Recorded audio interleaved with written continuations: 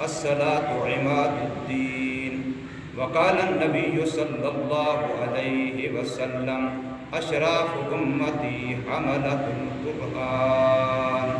صدق الله وصدق رسوله النبي الكريم ونحن على ذلك لمن الشاهدين والشاكرين والحمد لله رب العالمين. كما صليت على إبراهيم وعلى آل إبراهيم إنك حميد مجيد. اللهم بارك على محمد وعلى آل محمد كما باركت على إبراهيم وعلى آل إبراهيم إنك حميد مجيد. مقصد تیرے دین کی سرفرازی، میری زندگی کا مقصد تیرے دین کی سرفرازی، اسی لیے میں مسلمان، اسی لیے میں نمازی. عجب چیز ہے عشق شاہ مدینہ، عجب چیز ہے عشق شاہ مدینہ، اور یہی ہے عشق حقیقی کا زینہ. ہو معمور اس عشق سے جس کا سینہ، ہو معمور اس عشق سے جس کا سینہ، اسی کا ہے مرنا، اسی کا ہے جینا. میرے اور آپ کے پاک پیغمبر محمد الرسول اللہ صلی اللہ علیہ وسلم، جو کہ مقصود کائنات ہیں، وجہ تخلیق کائنات ہیں، لولا کا لما خلقت الافلاک کا مصداق ہیں، سید الاولین والآخرین ہیں، امام الانبیاء والمرسلین ہیں، اور حضور نبی کریم صلی اللہ علیہ وسلم خاتم النبیین ہیں. حضور صلی اللہ علیہ وسلم کے بعد کسی بھی طرح کی کسی قسم کی نبوت کا قطعاً نہ کوئی امکان ہے، نہ ضرورت ہے، نہ اس کا وقوع ہے، بلکہ حضور صلی اللہ علیہ وسلم کی تشریف آوری کے ساتھ سلسلہ نبوت، قصر نبوت اپنے اختتام اور تکمیل کو پہنچ گیا ہے. حضور نے ارشاد فرمایا انا خاتم النبیین ولا نبی بعدی، میں آخری نبی ہوں، میرے بعد کوئی نبی نہیں.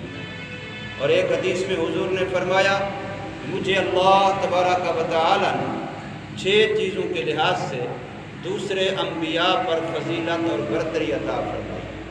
فضلت علی سائر الانبیاء بست، 6 چیزیں ایسی ہیں فرمایا جن میں دوسرے انبیاء کے مقابلے میں اللہ تبارک و تعالی نے مجھے فضیلت، برتری اور شان عطا فرمائی.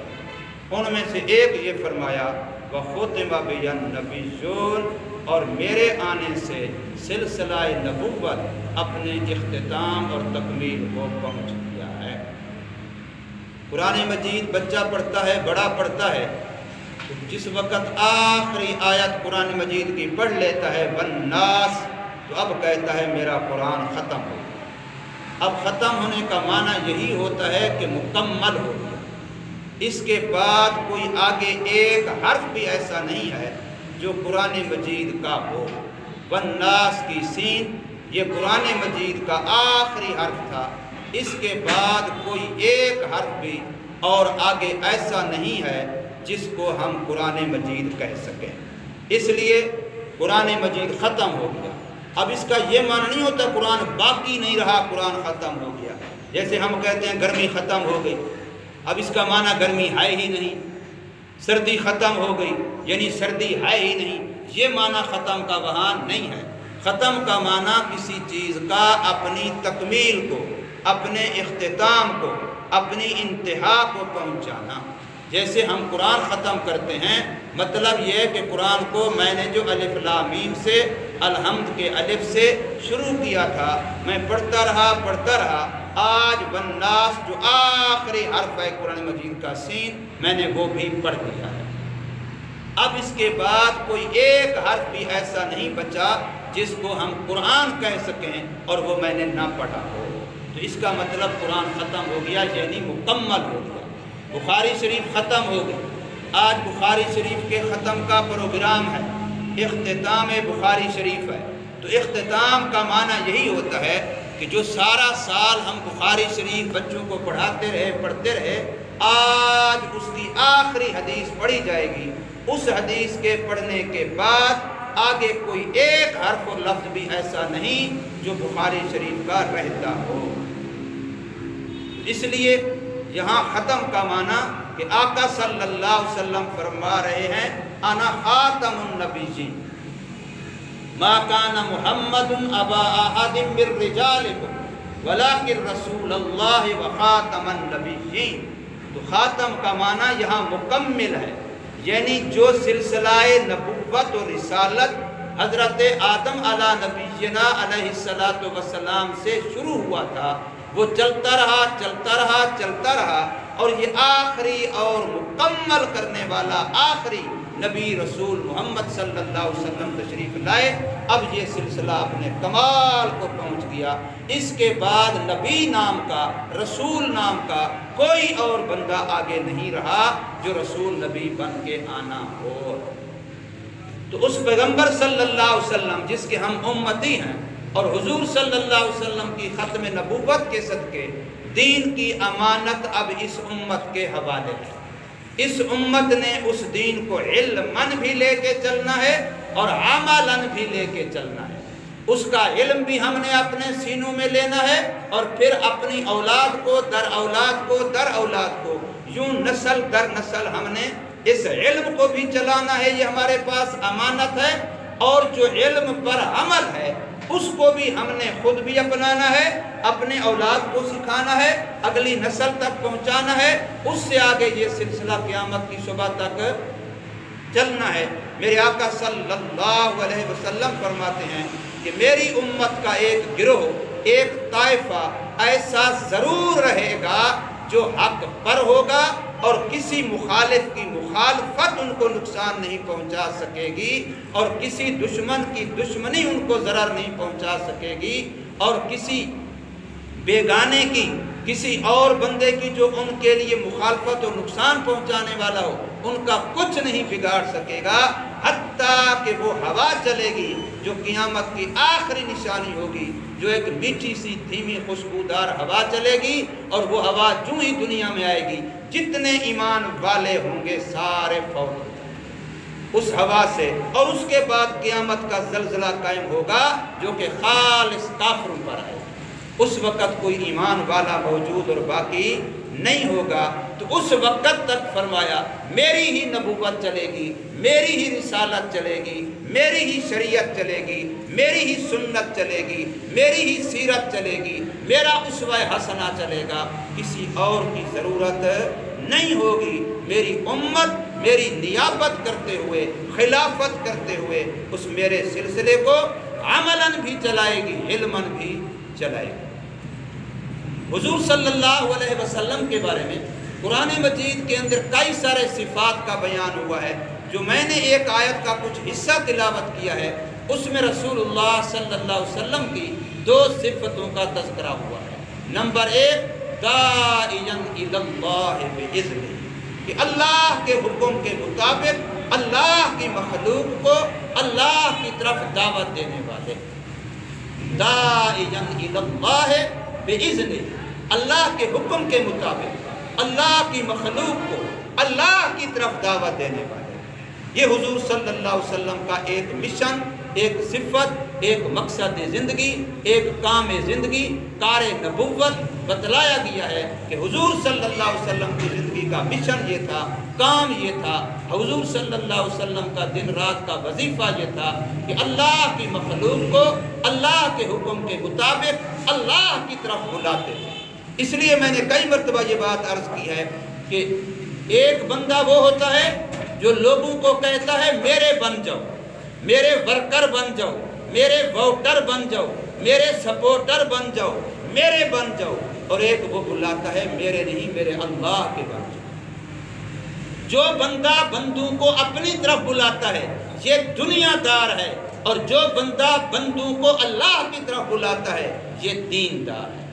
دین دار اور دنیا دار کا ایک فرق یہ ہے، کہ دنیا دار مخلوق کو اپنی دعوت دیتا ہے، چاہے وہ بظاہر پیر بن کے بیٹھا ہو، چاہے وہ بظاہر مولوی بن کے بیٹھا ہو، چاہے وہ بظاہر مرشد بن کے بیٹھا ہو، لیکن اگر اپنی طرف بلا رہا ہے کہ میرے بن جاؤ، تو پھر یہ دنیا دار ہے، یہ دین دار نہیں ہے۔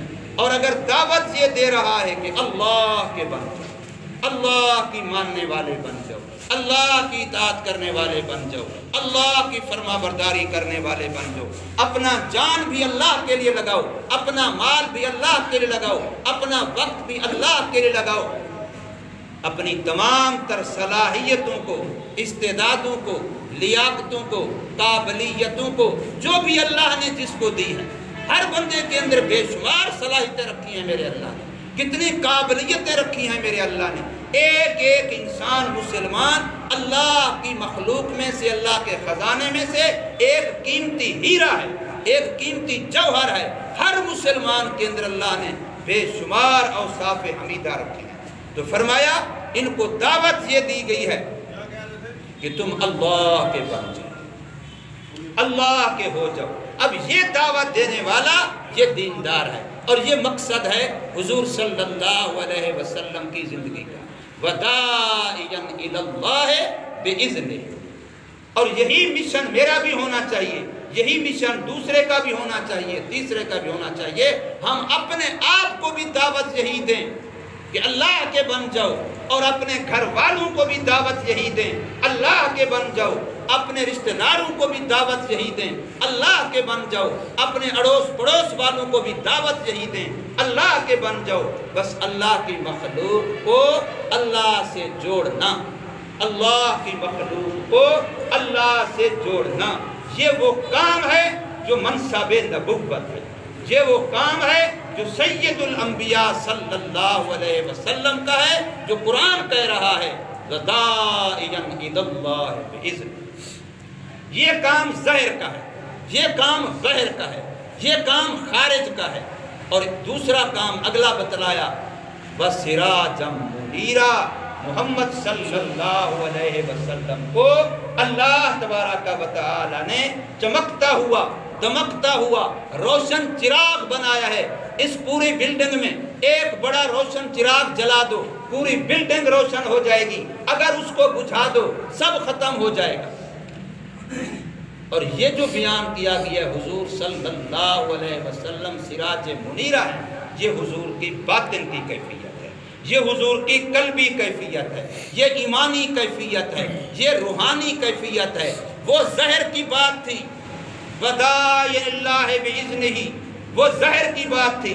جب تک رسول اللہ صلی اللہ علیہ وسلم دنیا میں بنفس نفیس موجود تھے، آپ ہر بندے کو دعوت دیتے رہے، دشمنوں کو بھی، دوستوں کو بھی، اپنوں کو بھی، بیگانوں کو بھی، کبھی میلے میں جا کے، کبھی لوگوں کے اجتماع میں جا کے، کبھی منڈی میں جا کے، کبھی لوگوں کے اکٹھ میں جا کے، اور کبھی انفرادی کنڈے کھٹکا کے، دروازے کھٹکا کے، باتیں بتا کے حضور صلی اللہ علیہ وسلم دعوت دیتے رہے۔ یہ ظاہر کا کام تھا۔ حضور صلی اللہ علیہ وسلم کے وصال سے یہ کام امت کے حوالے ہو گیا۔ اور دوسرا کام جو حضور کے دل کا کام ہے، وَسِرَاجًا مُنِيرًا، محمد صلی اللہ علیہ وسلم کا دل روشن چراغ ہے۔ وہ دل جو ہے حضور صلی اللہ علیہ وسلم کا، یاد رکھیے حضور صلی اللہ علیہ وسلم سوتے تھے، نیند آتی تھی، لیکن حضور کے سونے سے حضور صلی اللہ علیہ وسلم کا وضو نہیں ٹوٹتا تھا۔ میرے آقا نے فرمایا عَيْنَايَ تَنَامُ وَلَا يَنَامُ قَلْبِي، میری آنکھیں سوتی ہیں، میرا دل نہیں سوتا۔ اس لیے خواب کے اندر بھی نبی کو کوئی بات دکھائی جائے، وہ نبی کا خواب وہی ہوتا ہے، اس لیے کہ نبی کا دل نیند میں بھی بیدار ہوتا ہے۔ نبی کا دل نیند میں بھی بیدار ہوتا ہے، تو اس کا خواب وہی ہوتا ہے۔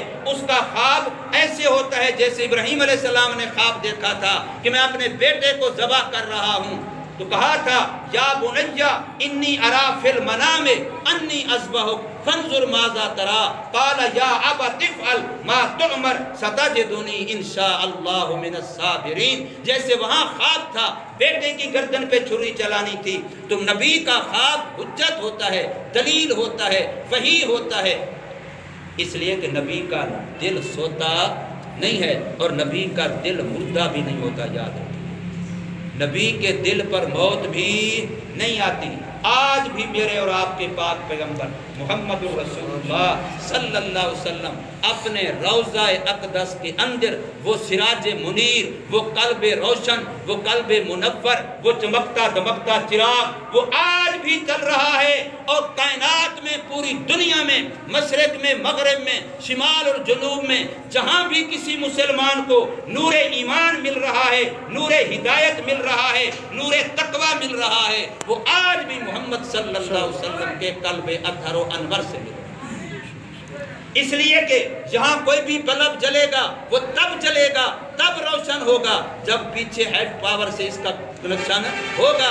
اگر پاور اسٹیشن سے تعلق ٹوٹ جائے، جہاں سونے کا بلب لگا دو، چاندی کی تاریں لگا دو، قیمتی سے قیمتی لگا دو، قطعاً نہیں روشنی دے گا، قطعاً نہیں جلے گا، اس لیے کہ پیچھے اس کا پاور اسٹیشن سے تعلق منقطع ہے۔ جو بندہ کلمہ پڑھتا ہے، جو مسلمان ہوتا ہے، اس کا فوراً کنیکشن اور تعلق محمد صلی اللہ علیہ وسلم کے قلب اطہر سے جڑ جاتا ہے۔ اس کنیکشن کی وجہ سے میرے دل میں نور ایمان آ جاتا ہے، نور ہدایت آ جاتا ہے، نور تقوی آ جاتا ہے، اور جس مسلمان کا جتنا زیادہ تعلق ہے میرے اور آپ کے پاک پیغمبر محمد الرسول اللہ صلی اللہ علیہ وسلم سے، اتنا اس کا قلب روشن ہے۔ میں اگر اپنے دل کا نور دیکھنا چاہتا ہوں تو مجھے یہ دیکھنا چاہیے کہ میرا تعلق میرے نبی سے کتنا ہے۔ جتنا میرا تعلق سرکار مدینہ صلی اللہ علیہ وسلم سے ہے، سنت کی لحاظ سے، اسوہ حسنہ کے لحاظ سے، سیرت کے لحاظ سے، عشق کے لحاظ سے، محبت کے لحاظ سے، فدائیت کے لحاظ سے، میں جتنا آقا پر فدا ہوں، جتنا حضور سے مجھے عشق ہے، جتنا حضور سے مجھے محبت ہے، جتنا حضور صلی اللہ علیہ وسلم پر مر مٹنے کا میرے اندر جذبہ ہے، بس اتنا میرا نور ایمان ہے، اتنا میرا نور تقوی ہے، اتنا ہی میرے پاس نور ہدایت۔ اور پھر اگلی بات اور آخری بات، جتنا یہاں نور دنیا میں جیندے جاگتے میرے پاس ہے، جب میں قبر میں جاؤں گا تو یہی دل کا نور میری قبر کا نور ہے۔ یہاں آپ دل کو جتنا منور کر لیں گے، یہی نور آپ کی قبر کا نور بنے گا۔ یہ جو ہم دعائیں مانگتے ہیں، یا اللہ فلاں کی قبر کو روشن کر دے، قبر کو منور کر دے، قبر میں نور روشنی عطا فرما دے، یاد رکھیے قبر کا نور حاصل کرنے کا موقع مرنے سے پہلے ہے۔ آج مجھے موقع ہے کہ میں اپنے دل کو منور کر لوں۔ جتنا دل میں نور ایمان ہوگا، جتنا دل میں نور تقوی ہوگا، جتنا دل میں نور ہدایت ہوگا، میرے مرنے کے بعد میری قبر اتنا منور ہوگی۔ اگر یہاں دل کالا لے کے چلا گیا، دل سیاہ لے کے چلا گیا، دل سخت لے کے چلا گیا، دل اندھا لے کے چلا گیا، تو پھر قبر بھی ویسی ہوگی، پھر کسی گھمنڈ میں بھول میں نہیں رہنا چاہیے۔ اس لیے موقع یہاں ہے کہ میں اور آپ اپنے دل کو ٹارگٹ بنا کے اس کو منور کر لیں۔ دل کی روشنی حضور نے ارشاد فرمایا 3 چیزوں سے ہوتی ہے۔ نمبر 1 تلاوت قرآن کی کثرت، نمبر 2 فرمایا موت کو کثرت سے یاد کرنا، نمبر 3 فرمایا اللہ کا ذکر کثرت سے کرنا۔ یہ 3 باتیں ایک ہی حدیث پاک میں سرکار صلی اللہ علیہ وسلم فرمایا دل کا نور جو آتا ہے، دل کے اندر ظلمت ختم ہوتی ہے، سختی ختم ہوتی ہے، کالک ختم ہوتی ہے، وہ ان 3 عملوں سے ہوتی ہے۔ جب بندہ قرآن مجید کی جتنا زیادہ تلاوت کرے گا، اس سے دل کی کالک اور سیاہی چھٹتی چلی جائے گی اور دل میں نور قرآن آتا چلے گا۔ وہی ایک مستقل نور ہے، وہی قرآن ایک مستقل نور ہے، اس سے دل منور ہوتا ہے۔ اور نمبر 2 موت کو کثرت سے یاد کرو، کثرت و ذکر الموت، موت کو بار بار یاد کرو۔ اس لیے فرمایا قبرستان میں جایا کرو، قبرستان میں جایا کرو عبرت کے لیے کہ یہاں کتنے کتنے خوبصورت نوجوان سوئے جن کا دنیا میں طوطی بولتا تھا، جن کی تک فلک نہیں پڑا کرتی تھی، کسی کو مالداری کا گھمنڈ تھا، کسی کو چودراہٹ کا گھمنڈ تھا، کسی کو عہدے کا گھمنڈ تھا، کسی کو کسی اور چیز کا۔ آج دیکھیں تو صحیح مٹی کے ڈھیر میں کو پتہ چلتا ہے کہ یہ امیر کی قبر ہے، یہ فقیر کی قبر ہے، یہ مل مالک کی قبر ہے اور یہ ملک کے چوکیدار کی قبر ہے۔ چلتا ہے فرق کا پتہ کوئی؟ مالک کی قبر میں مٹی کا ڈھیر ہے، جو دنیا میں جس کا توتی بولتا تھا کہ میری اتنی فیکٹریاں، میری اتنی ملیں، میرے اتنے کارخانے، اتنے ورکر میرے نیچے کام کرتے ہیں، آج قبر میں اس کی قبر اور اس فیکٹری اور اس مل کے چوکیدار گیٹ والے کی قبر میں کوئی فرق نہیں ہے میرے بھائی۔